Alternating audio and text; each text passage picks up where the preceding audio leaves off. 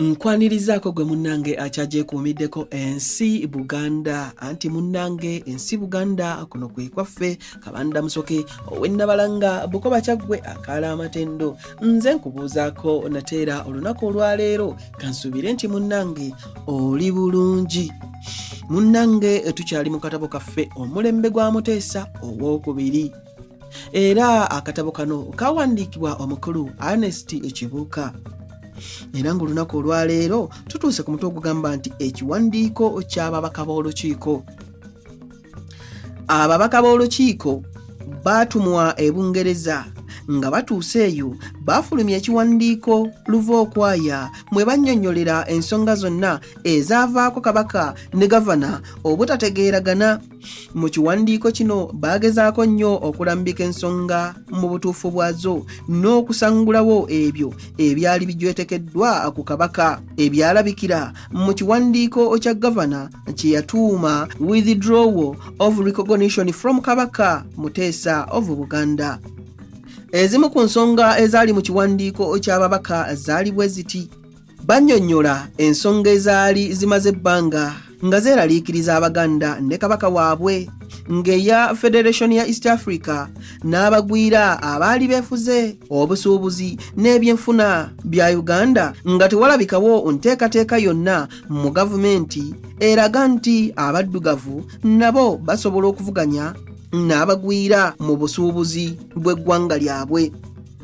Ensonga endala ku nsonga y'ababaka ba Buganda okukiika Akulejiko bagamba nti tegwali musango gwa kabaka wabula yagaana okubalonda ng'asinziira ku magezi agaamuweebwa olukiiko olukulu olwa Buganda olw'okutya nti Legiko abagwira mwe baali bayinza okuyita okutwala obufuzi n'okuwaŋŋama ku baddugavu. Bayongerako n'okutya nti Legiko yali erabika ng'ekkubo eritwala Buganda mu gavumenti ey'ekipooli giyite unitary, so nga endagaano ya Buganda eya 1900 yali eraga enkola eya federal state. Abaganda gye bakkiriziganyaako olubereberye okusobola okukuuma ebyabwe eby'obwebange ng'empisa n'obulombolombo obukuuma obwakabaka bwabwe. Ensonga endala okusaba okwefuga kwa Buganda nga bwe kyalabikira mu bbaluwa ya kabaka eyanga 6 Agusto 1953 byali birowoozo by'abantu be nga biyisibwa mu nkiiko ez'enjawulo okuva mu bantu be. Kino kyali tekisaana kulowoozebwa nti kabaka yali akolerera kwawula Buganda ku Uganda kubanga era tewali we yalifunidde birowoozo bya Uganda ku by'okugatta Buganda ku Uganda. Baayogera ku nkuŋŋaana kabaka ze yali atandiseewo ne babaka banne e Hoima mu Okitoba wa 1953. Ababaka baakola ebintu ebirala bingi ng'okwogera buli wantu, okuwandiika mu mpapula z'amawulire n'okulabagana n'abantu abakulu abatali bamu.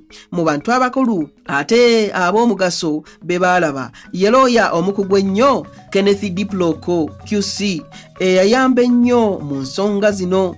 Yali Diploko eyawa ababaka amagezi okuggulawo omusango mu ngeri y'obukujjukujju, era n'omusango ogwo bwe gwasalibwa ne gukyusa ensonga okutuusa Bungereza okusalawo okukye yali esoose nti Muteesa tagenda kudda mu Buganda nate nga kabaka.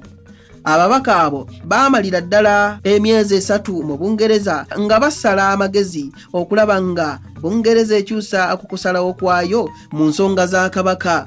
Ku lwanga 23 Maachi 1954 baakomawo mu Buganda.